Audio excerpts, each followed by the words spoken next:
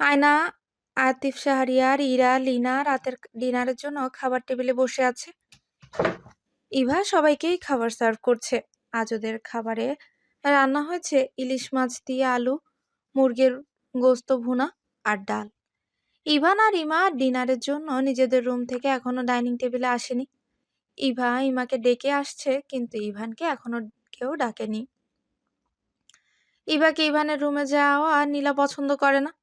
তার উপর আবার তখনকার সেই পরিস্থিতির জন্য ইভার অনেক অস্বস্তি লাগছে, কেমন লজ্জা লজ্জা লাগছে। তখনই ইমা এসে একটা চেয়ার টেনে বসে পড়ে। তারপর খাবার টেবিল থেকে একটা প্লেট নিজের দিকে এগিয়ে নেয়। ইভা আয়নার উদ্দেশ্যে বলে, কাকিমা, ইভান ভাইয়াকে তো খাবারের জন্য ডাকিনি। ইরা, তুই গিয়ে ইভান ভাইয়াকে ডেকে নিয়ে আয়। আয়না বিরক্তিতে নাক মুখ কুঁচকে ইভাকে ধমকে বলে, তোকে দিয়ে একটা কাজও ঠিক মতো হয় না। সবাইকে ডাকছিস, ইভানকে ডাকলি না কেন? ইভান খেতে আসলে কি তোর ভাগে কম পড়তো? নাকি ইভান না খেলে বাকিটা তুই একটু বেশি খেতে পারতি? তোর মতলব কি কপালপুরি? খেয়ে খেয়ে অন্ন ধ্বংস করছিস, কিন্তু কাজের বেলা কিচ্ছু না। দিন দিন তোর সাহস অনেক বাড়ছে।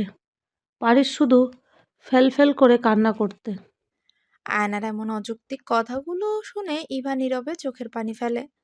না চাইতেও নিজের অনিচ্ছায় চোখ থেকে আপনা আপনি পানি গড়িয়ে পড়ে। সেগুলো অতি যত্নে নিজের বাঁ হাত দ্বারা মুছে নেয়। আতিফ শাহরিয়ার এক মনে নিজের খাবার শেষ করছে। নিজের স্ত্রীর কথা শুনে তার প্রতিবাদ করতে ইচ্ছে করে, কিন্তু নিজের এত অফিসের কাজ সে সলভ করে কত সহজে। তবে বাড়িতে আসলেই বউয়ের কথার কোনো প্রতিউত্তর করতে পারে না। আতিফ শাহরিয়ার জানে সে কিছু বললেই তার স্ত্রী কুরুক্ষেত্র বাঁধিয়ে ছাড়বে। কথায় আছে, কিছু মেয়েরা বুঝবে কম, চিল্লাবে বেশি। তাই তো বউয়ের সামনেই বিড়াল হয়ে বসে থাকতে হয় তাকে। তবে আতিফ শাহরিয়ার ইভা মুনতাহিয়াকে খুব ভালোবাসে, নিজের মেয়ের মতোই স্নেহ করে। আয়না ইভাকে এতগুলো কথা শোনাতে দেখে লিনা মনে মনে খুশি হয়। তারপর আয়নার উদ্দেশ্যে বলে, খালামণি, তুমি চিন্তা করো না, আমি ইভান ভাইয়াকে ডেকে আনছি, তোমরা খেতে থাকো। আয়না ইভাকে চোখ পাকিয়ে নীলার দিকে তাকিয়ে বলে। আচ্ছা যাও। তারপর নীলা ইভানের রুমে গিয়ে দরজাটা হালকা করে খুলে ভেতরে চলে যায়। ভেতরে গিয়ে দেখে ইভান শাহরিয়ার খালি গায়ে বিছানায় শুয়ে আছে। নীলা ইভানের দিকে তাকিয়ে একটা মুচকি হাসি দিয়ে ওর পাশে গিয়ে বসে। তারপর ইভানের বুকের উপর হাত রাখে, যার দরুন ইভান হকচকিয়ে চোখ খুলে নীলাকে ওর পাশে দেখে উঠে বসে। পাশ থেকে নিজের গেঞ্জি নিয়ে পড়তে পড়তে ভ্রু কুচকে বিরক্ত হয়ে জিজ্ঞেস করে, আর কারো রুমে কোনো অনুমতি নিয়ে ঢুকতে হয় না? আর কারো রুমে অনুমতি নিয়ে ঢুকতে হয় জানিস না? এতটুকু ম্যানার নাই? ইভানের কথায় নীলা কিছুটা অপমান বোধ করে, কিন্তু মুখে হাসি ঝুলিয়েই বলে, খালামণি, তোমাকে খেতে যেতে বলেছে। আমি আসছি, তুই যা। খাবার টেবিলে বসেই খাচ্ছে সবাই। ইভা তখনকার ঘটনার জন্য ইভানের দিকে ভুলেও তাকাচ্ছে না। বেচারি খুব লজ্জা পাচ্ছে। সোনালি নেই বিদায় ইভাকেই সবাইকে খাবার দিতে হচ্ছে। সোনালি থাকলে অবশ্য ওদের খাওয়ার সামনে ইভা আসতো না। সোনালিকেই সবাইকে খাবার সার্ভ করতে হতো। সবার খাবার প্রায় শেষের দিকে। নীলা ইভানকে ডেকে আসার একটু পরেই ইভান ডাইনিং টেবিলে এসে বসে। এখন ইভান নিজের খাবারের দিকে দৃষ্টি দিয়েই খাচ্ছে, আর ইভা কার কি লাগবে সেই তদারকি করছে। ইভান একবার আর চোখে ইভাকে দেখে নেয়। সবাই খাচ্ছে আর সে নিচের দিকে তাকিয়ে ডাইনিং টেবিলের একপাশে দাঁড়িয়ে আছে। ইভান তা দেখে এবার বিরক্তিকর চাহনিতে ইভার দিকে পূর্ণ দৃষ্টিতে তাকায়। তারপর ধমকের স্বরে বলে, এই সবাই খাচ্ছে আর তুই ওখানে সংঘর্ষে যে দাঁড়িয়ে আছিস কেন? খেতে বস, ইডি। ইভানের কথায় ইভার তেমন কোনো প্রতিক্রিয়া দেখা গেল না। তাই আয়না বলে, ও খেতে বসলে এটা ওটা এগিয়ে দিবে কে? আয়নার কথায় ইভান শাহরিয়ার তার মায়ের দিকে তাকায়। কি অদ্ভুত বিচার! সবাই খাবে আর একজন দাঁড়িয়ে দাঁড়িয়ে দেখবে। যেখানে আমাদের নবী হজরত মোহাম্মদ সাল্লাল্লাহু আলাইহি ওয়াসাল্লাম বলেছেন একজন কাজের লোকের সাথে অন্যায় আচরণ করতে না, সেখানে ইভা তো এ বাড়ির মেয়ে, তার সাথে কেন এমন অন্যায় বিচার করা হচ্ছে? ইভানের এগুলোর ভাবনার মাঝে ইভা নিচের দিকে তাকিয়ে মিনমিন স্বরে বলে, আমি পরে খেয়ে নিব, আপনারা খেয়ে গেলে সব গুছিয়ে রেখে আপনারা খান। ইভান শাহরিয়ার রাগী দৃষ্টিতে ইভার দিকে তাকিয়ে বলে, একসাথে খেলে কি সব গুছিয়ে রাখা যাবে না? বেশি কথা না বলে খেতে বস। আয়না বিরক্তিতে নাক মুখ কুঁচকে বলে, ইভান, ইভা পরে খাবে বলেছে তো। তুই নিজের খাবার খা। বাদ দে এগুলো।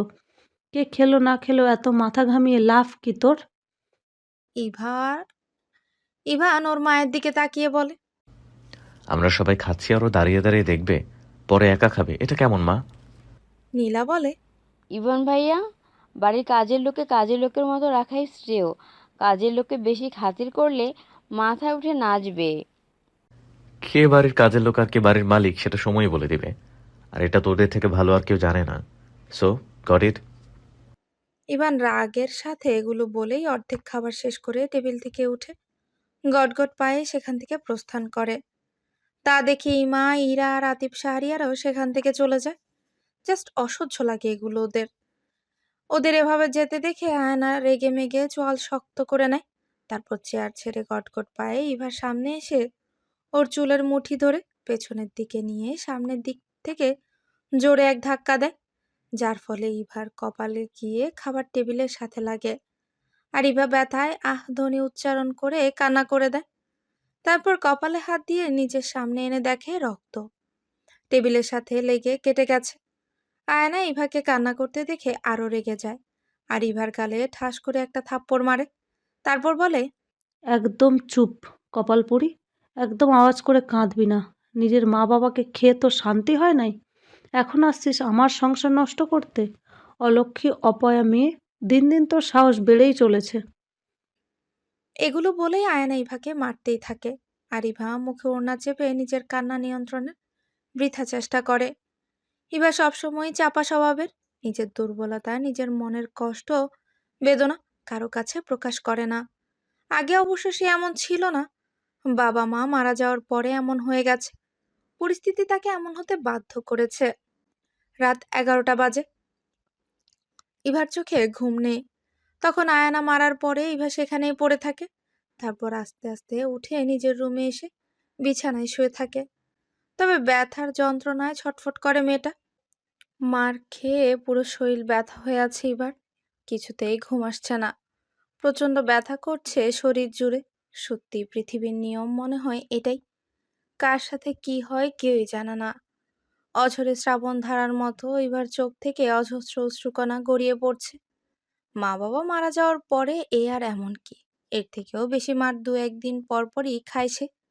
মেয়েটা তার বাবা মার উদ্দেশ্যে একাই বিড়বিড় করে বলে, তোমরা চলে গিয়ে আমায় কেন রেখে গেলে? এই সমাজ তো এতিমদের বড্ড কষ্ট দেয়। আমার এই ছোট্ট মস্তিষ্কে এত কিছু নিতে পারছে না। তোমাদের সঙ্গে আমায় নিলে কি খুব ক্ষতি হতো? জানো মা, আমার খুব কষ্ট হয় কাকিমা যখন মারে। একটু আদর করলে কি এমন ক্ষতি হবে তার? বলতে পারো বাবা? আমার কাকিমা বলে আমি নাকি অপয়া, অলক্ষী আমি। এগুলো বলে ইভা কোনো আওয়াজ ছাড়া কান্না করতে করতেই হেঁচকে তুলে ফেলে। একটা মানুষ যখন খুব কষ্টে থাকে তখনই তার মৃত্যুর কথা মনে পড়ে। নিজে সেই মৃত্যুকে সাদরে গ্রহণ করতে চায়। ইভার এই ভাবনার মাঝে হঠাৎই ইভা শুনতে পায় গিটারের সুরের আওয়াজ। ইভানের রুম থেকে এই আওয়াজ আসছে। বেশি জোরে না, মাত্রই ইভান সুর তুলেছে। কি মোহনীয় সেই কণ্ঠ! অদ্ভুত শিহরণ বয়ে যায় শরীরের শিরা উপশিরায়। মুহূর্তে ইভার মনটা ভালো হয়ে যায়। ইভান গান বলছে। গান শুনতে শুনতে ইভার মনে অন্যরকম এক প্রশান্তি ছেয়ে গেল। কখন যে ঘুমিয়ে গেছে ইভা তা সে নিজেও জানে না। ইভান যে এত ভালো গান করে হয়তো বাড়ির কেউই জানে না। কারণ ইভান কখনোই বাড়িতে গান করে না। ইভা এখন গভীর ঘুমে আচ্ছন্ন। অবশ্য বাড়ির সবাই ইভানের গান গাওয়ার আগেই গভীর ঘুমে আচ্ছন্ন হয়ে গেছে। শুধু জেগেছিল ইভান আর ইভা। ইভান জেগেছিল নিজের হৃদয়ের রক্তক্ষরণ নিয়ে, আর ইভা তার শরীরের এমন অসহ্য ব্যথার জন্য। হঠাৎ ইভা ঘুমের মধ্যে উপলব্ধি করলো কপালের কাটা স্থানে কেউ মেডিসিন লাগাচ্ছে, তাও আবার অতি যত্নে। কিন্তু ইভা বেঘরে ঘুমোচ্ছে। ওর চোখ চাইলেও খুলে দেখার ইচ্ছে হচ্ছে না। মস্তিষ্ক বলছে খুলে দেখ, কিন্তু মন বড্ড ঘুমের জন্য তাড়া দিচ্ছে। মেয়েটা একটু আগে শরীরের অসহ্য যন্ত্রণা নিয়ে ঘুমিয়েছে। এখন চাইলেও খুলে দেখা সম্ভব না। তারপর আবার রাতে কিছু খায়নি। প্রকৃতি আবারও নতুন দিনের আগমন বার্তা নিয়ে এলো। প্রতিদিনের মতো ইভা আজও ফজরের নামাজ আদায় করে কোরআন তেলাওয়াত করে। তারপর সকালের সব কাজ একা একাই শেষ করে। সকালে ইভা ঘুম থেকে উঠে নিজের শরীরটা অনেকটাই সুস্থ অনুভব করে। তারপর রাতে ঘুমের মধ্যে কে যেন মেডিসিন লাগিয়ে দিচ্ছিল, এটাও মনে পড়ে। তবে মাথায় কোনো ব্যান্ডেজ ছিল না, তাই ইভা নিজের মনের ভুল ভেবে নিল সেটা। কিন্তু পরক্ষণেই মনে হলো ওর রাতে মনে হয়েছে কেউ একজন ওর মাথার কাটা স্থানে অয়েন্টমেন্ট লাগিয়ে দিয়েছে। তারপর এগুলো সব চিন্তা বাদ দিয়ে নিজের কাজে লাগিয়ে ইভা না হয় কাজ শেষ না হলে আবার আয়নার মার খেতে হবে এই ভেবে ইভা সকালেই সব কাজ শেষ করে ড্রয়িং রুমে একটু বসে। সকাল 7টার দিকে ব্রেকফাস্ট করে আতিফ শাহরিয়ার অফিস চলে গেছে, আর ইভান শাহরিয়ার হসপিটালে। বাসায় এখন আয়না, লিনা, ইমা, ইরা আর ইভাই আছে। ইভাকে ড্রয়িং রুমে বসে থাকতে দেখে আয়ানা নিজের সব জামা কাপড় এনে ইভার সামনে দিয়ে বলে, নবাবজাদির মেয়ে সুযোগ পেলে শুধু আরাম করতে বসে যায়। বসে বসে খাচ্ছিস, পড়ছিস, পারিস তো শুধু অন্ন ধ্বংস করতে, কাজের বেলায় ছিটে ফোঁটাও নাই। বলি, যেই জিনিসগুলো ধ্বংস করছিস সেগুলো কি তোর বাপ মা এসে দিয়ে যায়? মনে হয় বাড়িতে কোনো কাজ নাই? যা গিয়ে এই জামা কাপড়গুলো ধুয়ে দে। আয়নার কথাগুলো শুনে ইভার চোখে বিন্দু বিন্দু অশ্রু জমাট বাঁধে। বাবা মায়ের নামে কিছু বললে সবারই খারাপ লাগে, ইভারও তার ব্যতিক্রম হয়নি। মেয়েটা আর কত সহ্য করবে। ইভার এখন নিজেকেই নিজের কাছে বড্ড অসহায় লাগে, নিজের জীবনটাকে মৃত মনে করে। অনেকে বলে মেয়েরা কিছু থেকে কিছু হলেই কান্না করে, আসলেই কি তাই? ছেলেরা তো নিজের মনের কষ্ট হলে বাইরে কোথাও ঘুরে নিজের মনটা হালকা করে, অথবা বন্ধুদের সাথে আড্ডা দেয়। কিন্তু সব মেয়েরা তো সেগুলো পারে না, তাই তো ঘরে বসেই কান্না করে নিজের মনটা হালকা করে। ইভা আয়নার দেওয়া কাপড়গুলো নিয়ে সোফায় থেকে উঠে, আর আয়না ইভাকে এতগুলো কথা শুনিয়ে যেতে নিলে ইরা ওর মাকে ডেকে বলে ওর জামা কাপড়গুলো ইভাকে ধুয়ে দিতে। এই বলে নিজের জামা কাপড়গুলো নিয়ে আসে, তারপর ইভা হাতের উপর রাখে। ইভা জামা কাপড়ের দিকে তাকিয়ে আয়নার অনেকগুলো শাড়ির মধ্যে প্রায় 6-7টা শাড়ি দেখে ইভা, যেগুলো ইভা আগেই ধুয়ে দিয়েছে, কিন্তু একদিনও পরতে দেখেনি। তাই ইভা আয়নার উদ্দেশ্যে বলল,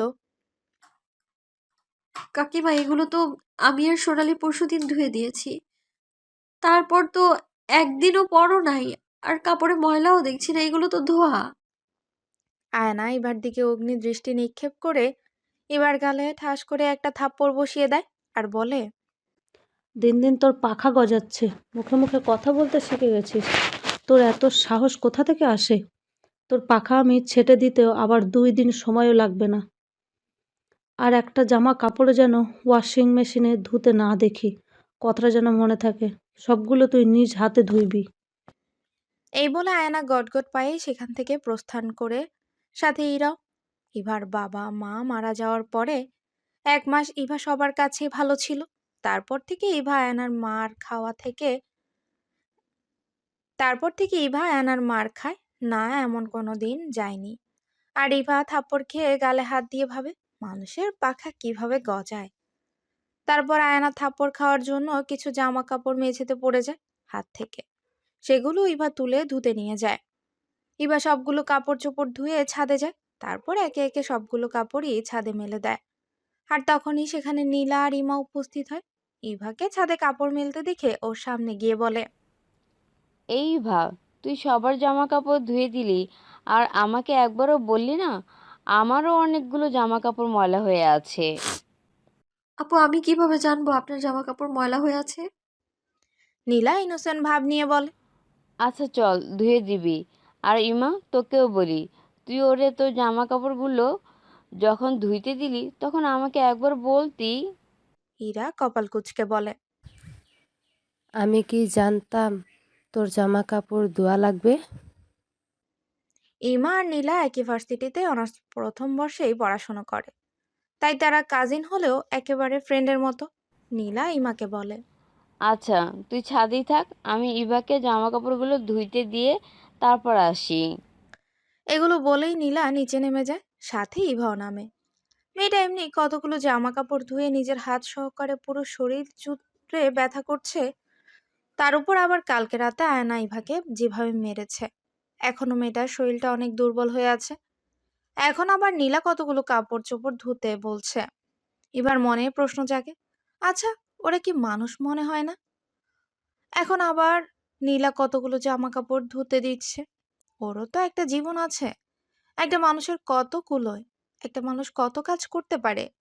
ইভা তো রোবট না যে এত এত কাজ ওর একলা শরীরে সহ্য হবে। আচ্ছা, ইভার কি তাহলে এতিম হওয়া ভুল? ও তো নিজে ইচ্ছে করে এতিম হয়নি। ওর বাবা মাকে তো আল্লাহ যতটুকু হায়াত দান করেছে ততদিনই বেঁচে ছিল। জীবন মৃত্যু তো আল্লাহর দান। আল্লাহ যখন ইচ্ছে মানুষের জীবন দান করেন, আবার যখন ইচ্ছে মৃত্যু দান করেন। তাহলে সমাজের মানুষ কেন বলে ইভা ওর মা বাবাকে খেয়ে ফেলেছে? এই প্রশ্নের উত্তর ইভার ছোট্ট মস্তিষ্কে দিতে পারে না।